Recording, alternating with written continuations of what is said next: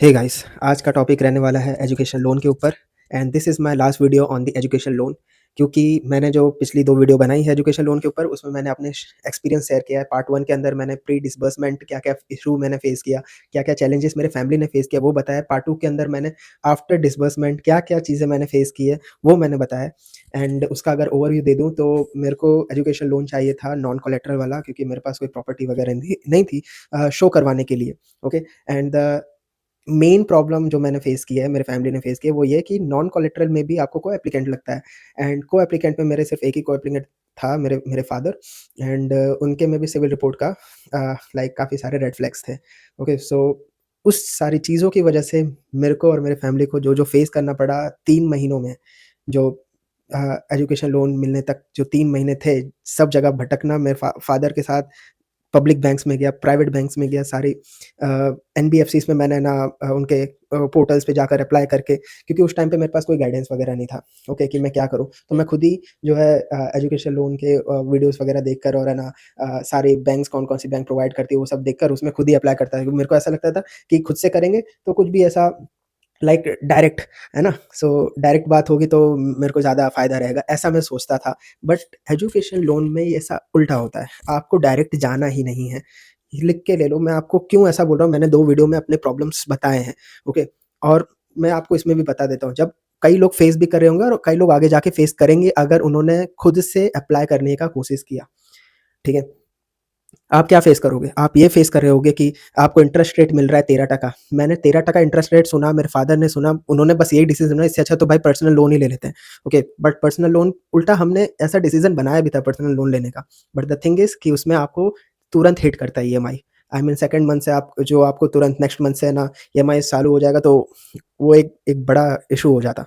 Okay, सो 13% interest, then after ये processing fees 50,000 जब आप सुनोगे, और फिर उसके बाद सबसे बड़ा जो मेरे लिए ना बैरियर था, मेरे एकदम लाइक मेरा दिमाग खराब हो गया था। वो था लाइक वो insurance, okay, health insurance, travel insurance, loan insurance, सारी चीज़ें बैंक एनबीएफसीज़ की मैं बात कर रहा हूँ, जो आपको, और ये नॉर्मल है। आई मीन ये जब आप एजुकेशन लोन लेने जाओगे तो ये सारी चीज़ें फेस होंगी आपको, अगर आप खुद से ट्राई करोगे।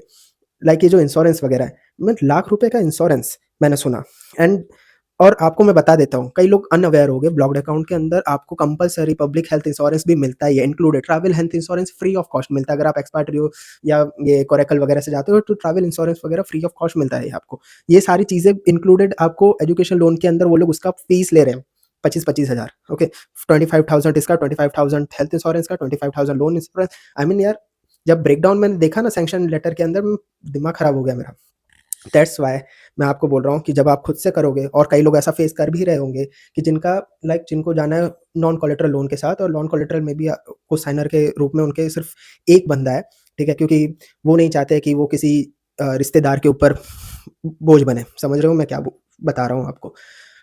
दैट्स व्हाई जब आप खुद से कर रहे होते हो और आपके पेरेंट्स ही आपके सपोर्टर हैं, और उसमें भी ऐसा सब इश्यू आया ना, तो जो बर्डन फ़ील होता है ना आपके फैमिली के ऊपर, वो काफ़ी दिमाग ख़राब करने वाला होता है, और वो मैंने फ़ील किया है।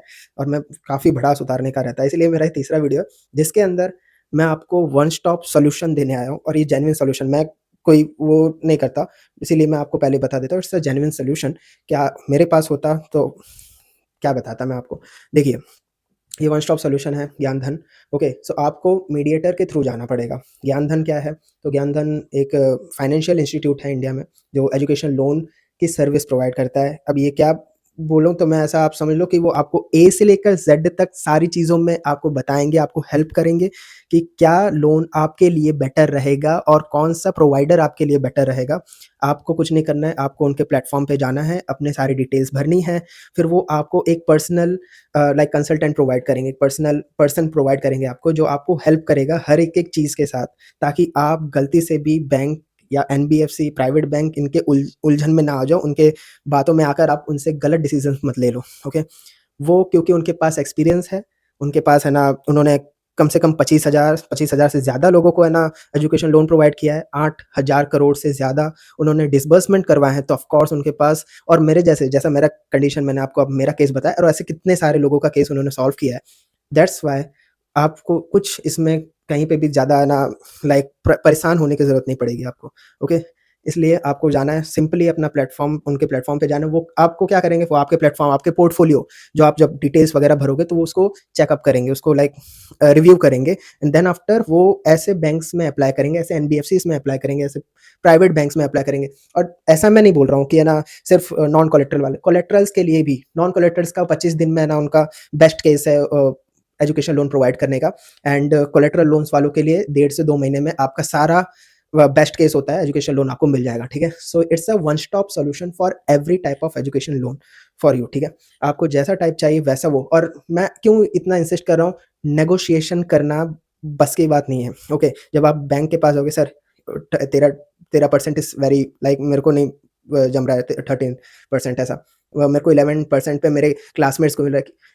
लिटरली मेरे जब मेरा ग्रुप बना हुआ है, ओके, मेरे यहाँ का, और जब मैं सुनता था कि कितने लोग हेल्थ इंश्योरेंस, ट्रैवल इंश्योरेंस, ये सबका मिलाकर जो है सिर्फ़ 25,000 लगा, ओके। और जब मैं सुनता था कि 10.75% रेट ऑफ इंटरेस्ट पे एनबीएफसी उनको जो है लोन प्रोवाइड करे, एजुकेशन लोन, नॉन कोलेटरल वाला, आई लिटरली शॉक्ड। सिंस देखो, ये ऐसा ज़रूरी नहीं है कि है ना सबका सेम ही होता है, पर्सन टू पर्सन वैरी करता है, उनके फाइनेंशियल कंडीशन के ऊपर वैरी करता है ये चीज़, ठीक है? नेगोशिएशन स्किल्स के ऊपर वेरी करता है, मेन थिंग, ओके। क्योंकि सब आप खुद से जाओगे ना तो बैंक पता है क्या है, वो उनका एक जो एनबीएफसीज़ को मैंने देखा है, जो मैंने फ़ील किया है, घोस्ट करती है वो, ओके, इग्नोर करती है आपके प्रोफाइल्स को। उनको वो वो सबसे ज़्यादा उनको प्रायोरिटी देंगी जिनको पता है कि कैसे चलता है ये सारा सिस्टम, कैसे चलता है, ठीक है? जिनको पता है कि है ना इन लोगों को कैसे हैंडल किया जाता है, ये एनबीएफसीज़ को, ओके। वो उनको ये चीज़ है कि भाई कोई रखे, कोई जिसको पता हो रूल्स और रेगुलेशंस क्या होते हैं आरबीआईज़ के, ओके। और ये सारी चीज़ें आप, क्योंकि आपके पास 100 और काम भी है, आपको डॉक्यूमेंट्स अरेंज करने हैं, आपको यूनिवर्सिटीज़ में अप्लाई करना है, किसी लोगों का लाइक एडमिशन लेटर आ गया तो उनको आगे की प्रोसेस देखनी है। तो उस साइड, इस साइड में आप एजुकेशन लोन की प्रोसेस देखोगे तो वो हेक्टिक हो जाता है। That's why I am trying to tell you that आपको क्या करना है, ज्ञानधन के थ्रू जाओ, ओके। ये फ्री ऑफ कॉस्ट है, ऐसा नहीं है कि कोई पैसा वगैरह लेगी आपसे। फ्री ऑफ कॉस्ट में ये आपको सारी चीज़ें खुद से एंड टू एंड प्रोवाइड करके आपको देगी, ओके। फ्रॉम लाइक कि आपकी एलिजिबिलिटी चेक करेगी, उसके हिसाब से कौन से एनबीएफसीज़ हैं वो आप बेटर उनमें अप्लाई करके देगी। फिर उसके बाद उनका क्या रिप्लाई आता है वो आपको बताएगी और फिर उसके बाद अगेन सारा फ़ॉलो-अप वगैरह वो लेते रहेगी, ओके। और नेगोशिएट आपकी तरफ से करेगी। और जब तक आपका डिसबर्समेंट नहीं हो जाता, जब तक आपका सारा प्रोसेस आप सैटिस्फाइड नहीं हो जाते, तब तक वो आपका फ़ॉलो-अप लेती रहेगी और तब तक आप उनको हक से क्वेश्चन पूछ सकते हो। दैट्स उनका वही एक काम है लिटरली, ठीक है? तो दैट्स व्हाई उनका वो कोई एक ऐसा पर्सन हो जो आपको गाइड करे, ठीक है? ये चीज़ मेरे टाइम पे मेरे को लाइक ना लेफ्ट आउट फ़ील हुआ। मैं इसी यही चीज़ की वज़ह से मैं ना काफ़ी ज़्यादा स्ट्रगल फ़ील किया, मेरे फैमिली ने स्ट्रगल फ़ील किया। आपको ना करना पड़े, दैट्स व्हाई ये प्लेटफ़ॉर्म जो है मैं आपको सजेस्ट कर रहा हूँ, यही एक वन स्टॉप सॉल्यूशन है आपके एजुकेशन लोन के लिए, स्पेशली फॉर जर्मनी। क्योंकि आप लोगों को पता ही है कि आप जब पब्लिक बैंक में जाते हो ना, लाइक मैं गया हूँ, पब्लिक बैंक में गया हूँ, वहाँ पर उन्होंने जब मेरे से एक ही सवाल पूछा है कि आपकी यूनिवर्सिटी की फ़ीस कितनी है? जर्मनी में यूनिवर्सिटी की फ़ीस नहीं होती है, वहाँ सेमेस्टर कंट्रीब्यूशन होता है, वो भी इतना कि इंडिया में भी उतना कोई चार्ज ना कर रहा होगा, उससे ज़्यादा ही चार्ज कर रहा होगा ऐसा, okay, like 30 to 40,000 rupees per semester इधर, okay. In short generally 200 to 400 euro per semester यहाँ सेमेस्टर कंट्रीब्यूशन होता है, जिसके अंदर भी आपको बेनिफिट्स ही मिल रहे होते हैं, स्टूडेंट डिस्काउंट और फिर उसके बाद है ना free transportation and everything, okay. ये है जर्मनी का पब्लिक यूनिवर्सिटी एंड यहाँ कोई यूनिवर्सिटी की फ़ीस नहीं होती है।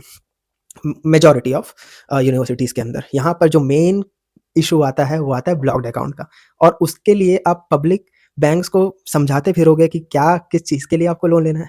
दैट्स द इश्यू और इसीलिए मैं आपको सजेस्ट कर रहा हूँ कि आप ज्ञान धन के थ्रू जाइए, ठीक है? लिंक डिस्क्रिप्शन के अंदर है, आपको जाकर फिल अप करना है, अपना पोर्टफोलियो वहाँ सबमिट करना है, वहाँ पे पोर्टफोलियो को रिव्यू करेंगे और आपको सैटिस्फाई जब तक आप नहीं हो जाते, तब तक वो आपको फ़ॉलो अप देते रहेंगे, फ़ॉलो अप लेते रहेंगे एंड एवरीथिंग, ओके?